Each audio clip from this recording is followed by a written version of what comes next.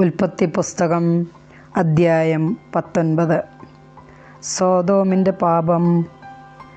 വൈകുന്നേരമായപ്പോൾ ആ 2 ദൂതന്മാർ സോദോമിൽ ചെന്നു. ലോത്ത് നഗരവാതിൽക്കൽ ഇരിക്കുകയായിരുന്നു. അവരെ കണ്ടപ്പോൾ ലോത്ത് അവരെ എതിരേൽക്കാനായി എഴുന്നേറ്റ് ചെന്ന് നിലം പറ്റെ താണു വണങ്ങി. അവൻ പറഞ്ഞു, യജമാനന്മാരെ, ദാസൻ്റെ വീട്ടിലേക്ക് വന്നാലും കാൽ കഴുകി രാത്രി ഇവിടെ തങ്ങുക, രാവിലെ എഴുന്നേറ്റ് യാത്ര തുടരാം.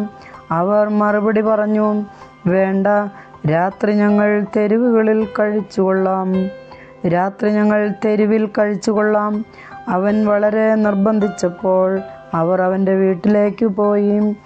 അവൻ അവർക്കൊരു വിരുന്നൊരുക്കി പുളിപ്പില്ലാത്ത അപ്പവും ഉണ്ടാക്കി. അവർ അത് ഭക്ഷിച്ചു.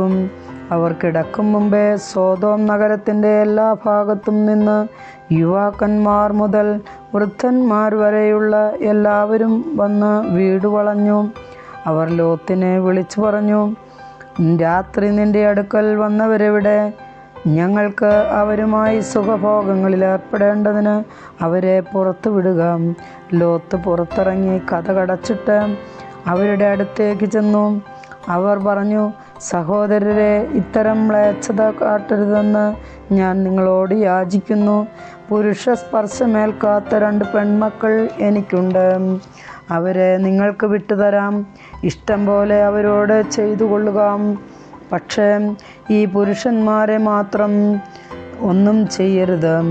എന്തെന്നാൽ അവർ എൻ്റെ അതിഥികളാണ്. മാറി നിൽക്കും.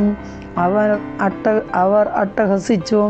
പരദേശിയായി വന്നവൻ ന്യായം വിധിക്കുവാൻ ഒരുങ്ങുന്നു. അവരോടെന്നതിനേക്കാൾ മോശമായി നിന്നോടും ഞങ്ങൾ പെരുമാറും. അവർ ലോത്തിനെ ശക്തിയായി തള്ളിമാറ്റി വാതിൽ തല്ലിപ്പൊളിക്കാൻ ചെന്നു. പക്ഷേ ലോത്തിൻ്റെ അതിഥികൾ കൈനീട്ടി അവനെ വലിച്ച് വീട്ടിനുള്ളിലാക്കിയിട്ട് വാതിലടച്ചു. വാതിൽക്കലുണ്ടായിരുന്ന എല്ലാവരെയും അവർ അന്ധരാക്കി. അവർ വാതിൽ തപ്പിത്തടഞ്ഞ് വലഞ്ഞു. ലോത്ത് സോദോം വിടുന്നു. ആ 2 പേർ ലോത്തിനോട് പറഞ്ഞു, ഇവരെ കൂടാതെ നിനക്ക് ആരെങ്കിലും ഇവിടെ ഉണ്ടോ? പുത്രന്മാരോ പുത്രികളോ മരുമക്കളോ മറ്റാരെങ്കിലുമോ നഗരത്തിൽ ഉണ്ടെങ്കിൽ എല്ലാവരെയും ഉടൻ പുറത്ത് കടത്തിക്കൊള്ളുക. ഈ സ്ഥലം ഞങ്ങൾ നശിപ്പിക്കാൻ പോവുകയാണ്. ഇവിടുത്തെ ജനങ്ങൾക്കെതിരെ രൂക്ഷമായ നിലവിളി കർത്താവിൻ്റെ മുൻപിൽ എത്തിയിരിക്കുന്നു. ഇവിടം നശിപ്പിക്കാൻ കർത്താവ് ഞങ്ങളെ അയച്ചിരിക്കുകയാണ്. ഉടനെ ലോത്ത് തൻ്റെ പുത്രിമാരെ വിവാഹം ചെയ്യാനിരുന്നവരുടെ അടുത്ത് എന്ന് പറഞ്ഞു, എഴുന്നേറ്റ് ഉടനെ സ്ഥലം വിട്ടുപോവുക. കർത്താവ് ഈ നഗരം നശിപ്പിക്കാൻ പോവുകയാണ്. എന്നാൽ അവൻ തമാശ പറയുകയാണ് എന്നത്രേ അവർക്ക് തോന്നിയത്.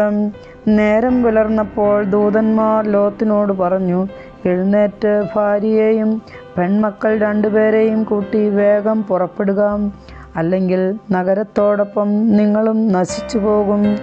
എന്നാൽ അവൻ മടിച്ചു നിന്നു. കർത്താവിന് അവനോട് കരുണ തോന്നിയതുകൊണ്ട് ആ മനുഷ്യർ അവനെയും ഭാര്യയെയും മക്കളെയും കൈക്ക് പിടിച്ച് നഗരത്തിന് പുറത്തു കൊണ്ടുപോയി വിട്ടു. അവരെ പുറത്തു കൊണ്ടുചെന്ന് വിട്ടതിന് ശേഷം അവരിൽ ഒരുവൻ പറഞ്ഞു, ജീവൻ വേണമെങ്കിൽ ഓടിപ്പോവുക, പിന്തിരിഞ്ഞു നോക്കരുത്, താഴ്വരയിലെങ്ങും തങ്ങുകയുമരുത്, മലമുകളിലേക്ക് ഓടി രക്ഷപ്പെടുക, അല്ലെങ്കിൽ നിങ്ങൾ വെന്തു നശിക്കും. ലോത്ത് പറഞ്ഞു, യജമാനനെ, അങ്ങനെ പറയരുതേ. ഞാൻ അങ്ങയുടെ പ്രീതിക്ക് പാത്രമായല്ലോ.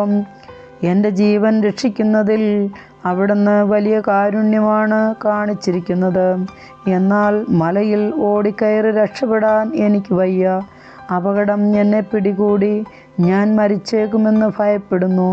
ഇതാ, ആ കാണുന്ന പട്ടണം ഓടി രക്ഷപ്പെടുന്നത്ര അടുത്താണ്, ചെറുതുമാണ്. ഞാൻ അങ്ങോട്ട് ഓടി രക്ഷപ്പെട്ടുകൊള്ളട്ടെ. അത് ചെറുതാണല്ലോ. അങ്ങനെ എനിക്ക് ജീവൻ രക്ഷിക്കാം. അവൻ പറഞ്ഞു, ശരി, അക്കാര്യവും ഞാൻ സ്വീകരിച്ചിരിക്കുന്നു. നീ പറഞ്ഞ പട്ടണത്തെ ഞാൻ നശിപ്പിക്കുകയില്ല. വേഗമാവട്ടെ, അങ്ങോട്ട് ഓടി രക്ഷപ്പെടുക. നീ അവിടെ എത്തും വരെ എനിക്കൊന്നും ചെയ്യാനാവില്ല. ആ പട്ടണത്തിന് സോവാർ എന്ന് പേരുണ്ടായി. സോദോം ഗൊമോറ നശിക്കുന്നു. ലോത്ത് സോവാറിലെത്തിയപ്പോൾ സൂര്യൻ ഉദിച്ചു കഴിഞ്ഞിരുന്നു. അപ്പോൾ കർത്താവ് ആകാശത്തിൽ നിന്ന് സോദോമിലും ഗൊമോറായിലും അഗ്നിയും ഗന്ധകവും വർഷിച്ചു. ആ പട്ടണങ്ങളെയും താഴ്വരകളെയും അവയിലെ നിവാസികളെയും സസ്യലതാദികളെയും അവിടുന്ന് നാമാവിശേഷമാക്കി. ലോത്തിൻ്റെ ഭാര്യ അവൻ്റെ പിറകെ വരികയായിരുന്നു. അവൾ പിന്തിരിഞ്ഞു നോക്കിയതുകൊണ്ട് ഒരു ഉപ്പുതൂണായി തീർന്നു. അബ്രഹാം അതിരാവിലെ എഴുന്നേറ്റ് താൻ കർത്താവിന് മുൻപിൽ നിന്ന സ്ഥലത്തേക്ക് ചെന്നു. അവൻ സോദോമിനും ഗൊമോറായ്ക്കും താഴ്വര പ്രദേശങ്ങൾക്കും നേരെ നോക്കി.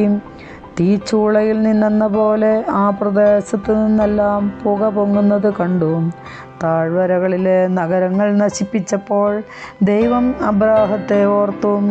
ലോത്ത് പാർത്തിരുന്ന ഈ നഗരങ്ങളെ നശിപ്പിച്ചപ്പോൾ അവിടുന്ന് ലോത്തിനെ നാശത്തിൽ നിന്ന് രക്ഷിച്ചു. മോവാബ്യർ, അമോന്യർ സോവാറിൽ പാർക്കാൻ ലോത്തിന് ഭയമായിരുന്നു.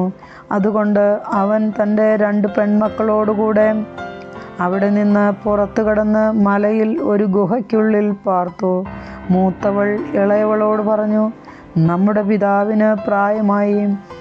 ലോകനടപ്പനുസരിച്ച് നമ്മോട് സംഗമിക്കുവാൻ ഭൂമിയിൽ വേറൊരു പുരുഷനുമില്ല. അപ്പനെ വീഞ്ഞു കുടിപ്പിച്ച് നമുക്ക് അവനോടൊന്നിച്ച് ശയിക്കാം. അങ്ങനെ അപ്പൻ്റെ സന്താന പരമ്പര നിലനിർത്താം. അന്ന് രാത്രി പിതാവിനെ അവർ വീഞ്ഞു കുടിപ്പിച്ചു. മൂത്തവൾ പിതാവിൻ്റെ കൂടെ ശയിച്ചു. അവൾ വന്നു കിടന്നതോ എഴുന്നേറ്റ് പോയതോ അവൻ അറിഞ്ഞില്ല. പിറ്റേന്ന് മൂത്തവൾ ഇളയവളോട് പറഞ്ഞു, ഞാൻ ഇന്നലെ അപ്പനോടൊന്നിച്ച് ശയിച്ചു. ഇന്നും നമുക്കവനെ വീഞ്ഞു കുടിപ്പിക്കാം. ഇന്ന് നീ പോയി അവനോടുകൂടെ ശയിക്കുക. അങ്ങനെ അപ്പൻ്റെ സന്താന പരമ്പര നമുക്ക് നിലനിർത്താം. അന്ന് രാത്രിയിലും അവർ പിതാവിനെ വീഞ്ഞു കുടിപ്പിച്ച് ഇളയവൾ അവനോടൊന്നിച്ച് ശയിച്ചു. അവൾ വന്നു കിടന്നതോ എഴുന്നേറ്റ് പോയതോ അവൻ അറിഞ്ഞില്ല. അങ്ങനെ ലോത്തിൻ്റെ 2 പുത്രിമാരും തങ്ങളുടെ പിതാവിൽ നിന്ന് ഗർഭിണികളായി. മൂത്തവൾക്ക് ഒരു മകൻ ജനിച്ചു. മോവാബ് എന്ന് അവന് പേരിട്ടു. ഇന്ന് വരെ ഉണ്ടായിട്ടുള്ള മോവാബ്യരുടെയെല്ലാം പിതാവാണ് അവൻ. ഇളയവൾക്കും ഒരു മകൻ ജനിച്ചു. ബൻ അമ്മി എന്ന് അവന് പേരിട്ടു.